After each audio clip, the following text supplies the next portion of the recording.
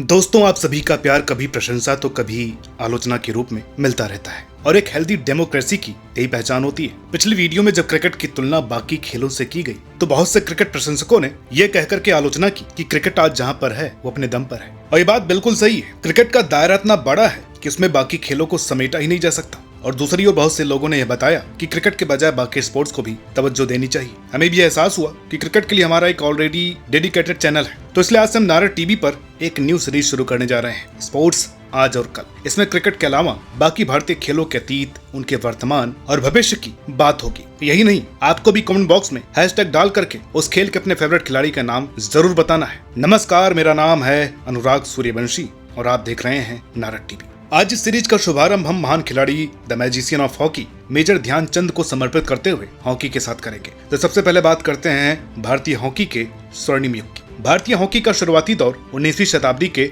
आखिर में शुरू हुआ, जब भारत में ब्रिटिश आर्मी के जरिए इस खेल का प्रवेश हुआ। शुरुआती समय में यह खेल केवल सेना के अधिकारियों के बीच खेला जाता था, लेकिन धीरे धीरे यह आम जनता के बीच भी लोकप्रिय होने लगा, क्योंकि उस आर्मी में हिंदुस्तानी भी होते थे। 1925 में इंडियन हॉकी फेडरेशन यानी IHF की स्थापना के बाद भारतीय हॉकी को संगठित रूप से विकसित होने का अवसर मिला। भारतीय हॉकी का स्वर्णिम युग वास्तव में 1928 के एम्स्टर्डम ओलंपिक में शुरू हुआ। इस ओलंपिक में भारतीय टीम ने पहली बार शिरकत की और बिना कोई गोल खाए स्वर्ण पदक जीत लिया। पूरी दुनिया अचंभे में थी कि एक देश जो गरीबी से ग्रस्त है, अंग्रेजों के कब्जे में है, वो अचानक से हॉकी में कहाँ गया और गोल्ड कैसे जीत गया। जैसे आज भी कई बार यूरोप हमारी सक्सेस देख करके खुद ही कहानियां बनाने लगता है, तब भी इनका यही हाल था। खैर, इस ओलंपिक में ध्यानचंद ने 14 गोल किए, जिससे वो तुरंत एक राष्ट्रीय और अंतर्राष्ट्रीय स्टार बन गए। इसके बाद भारतीय टीम ने 1932 के लॉस एंजलिस ओलंपिक और 1936 के बर्लिन ओलंपिक में भी स्वर्ण पदक जीता।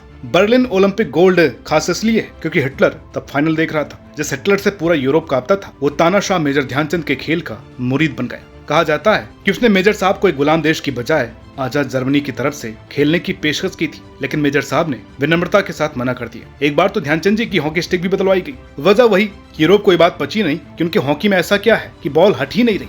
इन गोल्ड मेडल जीतों ने भारत को हॉकी के शीर्ष पर स्थापित कर दिया। ध्यानचंद का नाम भारतीय हॉकी के इतिहास में स्वर्णिम अक्षरों में लिखा जाता है। वह न केवल अपने अद्वितीय खेल शैली के लिए प्रसिद्ध थे, बल्कि उनकी लीडरशिप स्किल और खेल के प्रति उनका समर्पण भी अद्वितीय था। ध्यानचंद ने अपने करियर में 400 से अधिक गोल किए और उन्हें 3 ओलंपिक स्वर्ण पदक जीतने का गौरव प्राप्त हुआ। उनके खेल के बारे में कहा जाता है कि वो गेंद को इस तरह से नियंत्रित रखते थे मानो वह उनके स्टिक से चिपकी हो।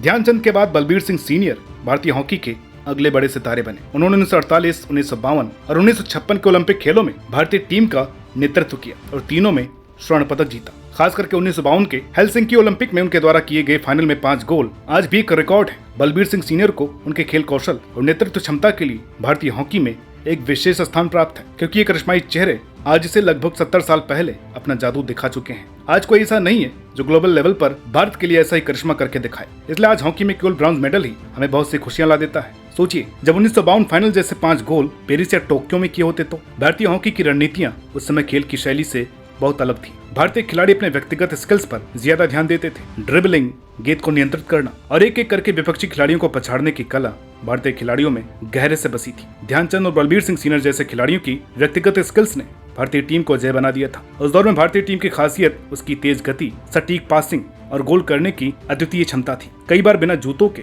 कई बार टूटी स्टिक से, तो कई बार इंजरीज के साथ हमने उस दौर में हॉकी की दुनिया पर राज किया था। अब भारतीय हॉकी की आज की स्थिति क्या है, इस पर भी बात कर लेते हैं। 2020 में भारतीय हॉकी ने एक नए अध्याय की शुरुआत, जब पुरुष टीम ने 41 साल बाद ओलंपिक में कांस्य पदक जीता। इस जीत ने न केवल भारतीय हॉकी को फिर से सुर्खियों में ला दिया, बल्कि भविष्य के लिए एक सकारात्मक संकेत भी था। इस टूर्नामेंट में कप्तान मनप्रीत सिंह ने टीम को एकजुट रखा और गोलकीपर PR श्रीजेश ने अपने बेहतरीन प्रदर्शन से कई अहम मैच बचाए। महिला टीम ने भी सेमीफाइनल में पहुंच करके इतिहास रच दिया, जिससे भारतीय हॉकी की स्थिति और भी मजबूत हो गई। फिर इसी साल एक बार फिर ओलंपिक ब्रॉन्ज जीत करके हमने अपना मान बढ़ाया है। हॉकी का सेमीफाइनल हम बहुत क्लोज हारे हैं, लेकिन इसने एक बात साफ कर दी, किसी जज्बे और फैंस के सपोर्ट से हॉकी आगे कितना अच्छा कर सकती है। अभी के समय में भारतीय पुरुष टीम FIH रैंकिंग में 5वें स्थान पर है और हमसे नीचे ऑस्ट्रेलिया है, जो एक बहुत बड़ी उपलब्धि है। वही महिला टीम भी 9वें स्थान पर है और लगातार अपने प्रदर्शन में सुधार कर रही है। भारतीय टीम ने हाल के वर्षों में कई प्रमुख टूर्नामेंट्स में हिस्सा लिया है, जैसे कि FIH प्रो लीग, जिसमें उनका प्रदर्शन काफी अच्छा रहा है। 2023 के प्रो लीग सीजन में भारतीय टीम ने 10 में से 7 मैच जीते, जिसमें उनकी रैंकिंग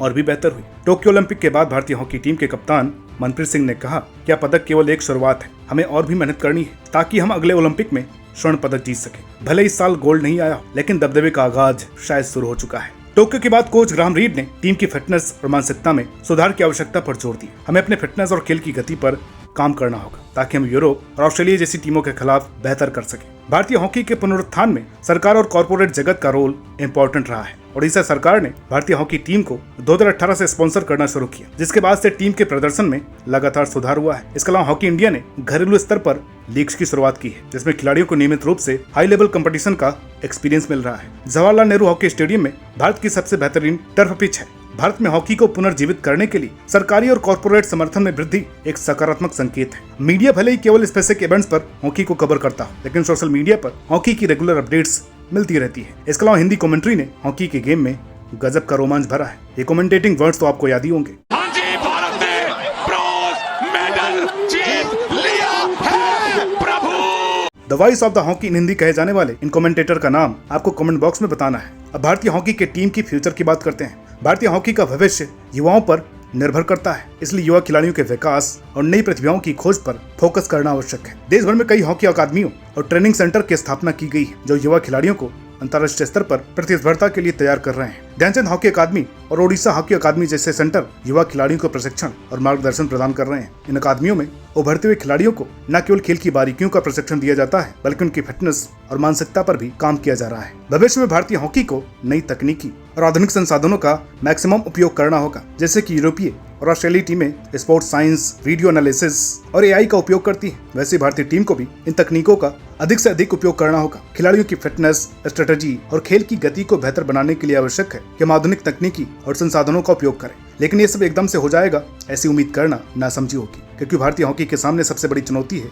यूरोपीय और ऑस्ट्रेलियाई टीमों का दबदबा। इन टीमों के पास न केवल बेहतरीन खिलाड़ी हैं, बल्कि उनके पास हाई लेवल कोचिंग और साइंटिफिक तरीकों से खिलाड़ियों की फिटनेस को बनाए रखने का सिस्टम भी है। भारतीय टीम को इन चुनौतियों से निपटने के लिए अपनी रणनीतियों और खेल की शैली में बदलाव करना होगा। इसके अलावा खिलाड़ियों को अंतर्राष्ट्रीय अनुभव प्राप्त करने के लिए अधिक से अधिक विदेशों में खेलने का मौका दिया जाना चाहिए। 2028 के ओलंपिक के लिए भारतीय टीम ने अभी से तैयारियां शुरू कर दी हैं। टीम के कोचिंग स्टाफ ने खिलाड़ियों की फिटनेस और तकनीकी को और भी बेहतर बनाने के लिए विशेष योजनाएं बनाई हैं। इसके अलावा घरेलू स्तर पर होने वाले टूर्नामेंट्स में भी भारतीय टीम की नजर होगी, ताकि वे खिलाड़ियों को हाई लेवल कंपटीशन के लिए तैयार कर सके। आने वाले समय में भारतीय हॉकी टीम को लगातार अंतर्राष्ट्रीय टूर्नामेंट्स में भाग लेना होगा, जिससे खिलाड़ियों को प्रतिस्पर्धा का अनुभव मिल सके, उनकी स्किल्स में सुधार हो सके। खैर, ऐसा नहीं है कि आज हम बहुत ही पीछे हैं। हमारे हरमनप्रीत सिंह की बात करें तो वर्तमान में दुनिया के सबसे बेहतरीन ड्रैग फ्लेकर्स में से एक माने जाते हैं। 2023 में हरमनप्रीत ने FIH प्रो लीग के दौरान सबसे अधिक गोल यानी 12 गोल करने वाले खिलाड़ी के रूप में अपनी पहचान बनाई। उनका पेनाल्टी कॉर्नर को गोल में तब्दील करने की क्षमता भारतीय टीम के लिए गेम चेंजर साबित होती है। मनप्रीत सिंह ने 2020 के टोक्यो ओलंपिक में भारतीय टीम को ब्रॉन्ज मेडल दिलाने में अहम भूमिका निभाई थी। उनका नेतृत्व और मिडफील्ड में उनकी काबिलियत ने भारतीय टीम को एकजुट रखा और उन्हें दुनिया के सबसे बेहतरीन टीमों में से एक के रूप में स्थापित किया। उन्होंने पिछले 3 सालों में 100 से ज्यादा इंटरनेशनल मैच खेले हैं। उनका अनुभव भारतीय हॉकी के लिए अमूल्य है। The wall of the goal post PR sages ने हाई नोट पर हॉकी को अलविदा कहा है। महान खिलाड़ियों की बात करें तो रानी रामपाल ने भारतीय महिला हॉकी को नई ऊंचाइयों तक पहुंचाया है। वो पहली भारतीय महिला हॉकी खिलाड़ी हैं जिन्हें FIH player of the award के लिए नामांकित किया गया था। उन्होंने अपने करियर में 250 से अधिक अंतर्राष्ट्रीय मैच खेले हैं और उनकी अगुवाई में भारतीय महिला टीम ने 2017 में एशिया कप जीता और 2018 के एशियाई खेलों में सिल्वर मेडल जीता। हैट्रिक गर्ल वंदना कटारिया किसी परिचय की मोहताज नहीं है। इस मोमेंटम को आगे कंटिन्यू करने के लिए भारतीय हॉकी में संरचनात्मक सुधारों की आवश्यकता है। ग्रास रूट लेवल पर टैलेंट की खोज और ट्रेनिंग को और भी सिस्टमेटिक तरीके से करना होगा। इसके लिए हॉकी इंडिया और राज्य के हॉकी फेडरेशन को एकजुट होकर के काम करना होगा, ताकि देश के कोने कोने से टैलेंटेड खिलाड़ी निकाले जा सके। वहीं अंतर्राष्ट्रीय स्तर पर भारतीय टीम के प्रदर्शन में सुधार के लिए कोचिंग और प्रशिक्षण स्तर को बढ़ाना होगा। विशेष रूप से यूरोपीय और ऑस्ट्रेलियाई टीमों के खिलाफ खेलने के लिए भारतीय खिलाड़ियों को आधुनिक ट्रेनिंग तकनीकों और साइंटिफिक तरीकों का प्रयोग सिखाना होगा। सेमीफाइनल में 2-2 करने के बाद हमारा डिफेंसिव मोड में चले जाना हमको भारी पड़ गया। यही चीज सुधारनी है। फिटनेस के मामले में भारतीय टीम को वैश्विक स्तर पर कम्पीट करने के लिए और मेहनत करने की आवश्यकता है। खिलाड़ियों की फिटनेस को प्रायोरिटी देने के लिए साइंटिफिक फिटनेस प्रोग्राम्स और बेहतर स्वास्थ्य सेवाएं उपलब्ध करानी होंगी। भारतीय खिलाड़ियों को ज्यादा से ज्यादा कॉम्पिटिटिव एक्सपीरियंस देने के लिए घरेलू लीग्स और प्रतियोगिताओं को पुनर्जीवित करना होगा। हॉकी इंडिया लीग यानी HIL की वापसी और इसे अधिक से अधिक कॉम्पिटिटिव बनाना भारतीय खिलाड़ियों के लिए महत्वपूर्ण होगा। 2026 में होने वाले हॉकी विश्व कप के लिए भी भारतीय टीम की तैयारियां जोरों पर है। भारतीय टीम का लक्ष्य इस टूर्नामेंट में कम से कम सेमीफाइनल तक पहुंचना और देश को गर्व महसूस कराना है। टीम प्रबंधन इस दिशा में खिलाड़ियों को विशेष रूप से यूरोपीय टीम के खिलाफ तैयार करने की योजना बनाई है। भारतीय हॉकी के लिए भविष्य में ग्रास रूट डेवलपमेंट सबसे महत्वपूर्ण होगा, जिसके विभिन्न हिस्सों में नए प्रशिक्षण केंद्र स्थापित किए जा रहे हैं और स्कूल और कॉलेजों में हॉकी को प्रमोट करने के लिए एक विशेष कार्यक्रम चलाए जा रहे हैं। लक्ष्य है कि अगले दशक में भारत के हर राज्य से हॉकी के बेहतरीन खिलाड़ी निकल सके। भारतीय हॉकी के दिग्गज खिलाड़ियों ने भी भविष्य की योजनाओं पर अपने विचार और सुझाव दिए हैं। ध्यानचंद के पुत्र अशोक कुमार ने कहा है कि भारतीय हॉकी में अभी भी प्रतिभा की कोई कमी नहीं है। हमें बस ये सुनिश्चित करना होगा कि खिलाड़ियों को सही दिशा और संसाधन मिल सके। बलबीर सिंह सीनियर के पुत्र करणवीर सिंह ने कहा कि भारतीय हॉकी को अब एक नए युग में प्रवेश करना है, जहां हम फिटनेस, मानसिकता और खेल की रणनीतियों में किसी से पीछे नहीं रहे हैं। 1980 के ओलंपिक स्वर्ण पदक विजेता टीम के सदस्य जितेंद्र सिंह ने कहा कि अगर हमें फिर से ओलंपिक में स्वर्ण पदक जीतना है तो हमें अपनी नींव मजबूत करनी होगी। ग्रास रूट लेवल पर खिलाड़ियों को अच्छी सुविधाएं और सही मार्गदर्शन दिया जाना चाहिए। दोस्तों, भारतीय हॉकी का सफर अद्वितीय रहा है। कल के स्वर्णिम युग से लेकर आज की चुनौतीपूर्ण दौर तक और भविष्य की उम्मीदों तक ये सफर संघर्ष, मेहनत और असीम संभावनाओं से भरा हुआ है। भारतीय हॉकी का भविष्य उज्जवल है। जरूरत है सही दिशा में मेहनत करने की और खिलाड़ी को सपोर्ट करने की, जिसके भी हकदार हैं। भारतीय हॉकी के सामने अभी भी चुनौतियां हैं, लेकिन हमारे पास टैलेंट, जुनून और प्रतिबद्धता की कोई कमी नहीं है। आने वाले समय में अगर हम सही निर्णय लें और खिलाड़ियों को सर्वोत्तम सुविधाएं प्रदान करें तो भारतीय हॉकी फिर से अपने स्वर्णिम युग में लौट सकती है। तो दोस्तों, ये वीडियो आपको कैसी लगी कमेंट करके बताइएगा। अपने सुझाव कमेंट बॉक्स में लिख सकते हैं। अगले किस खेल पर आप वीडियो चाहते हैं ये भी कमेंट में जरूर बताइएगा। तो मिलते हैं आपसे अगली वीडियो में, तब तक के लिए नमस्कार।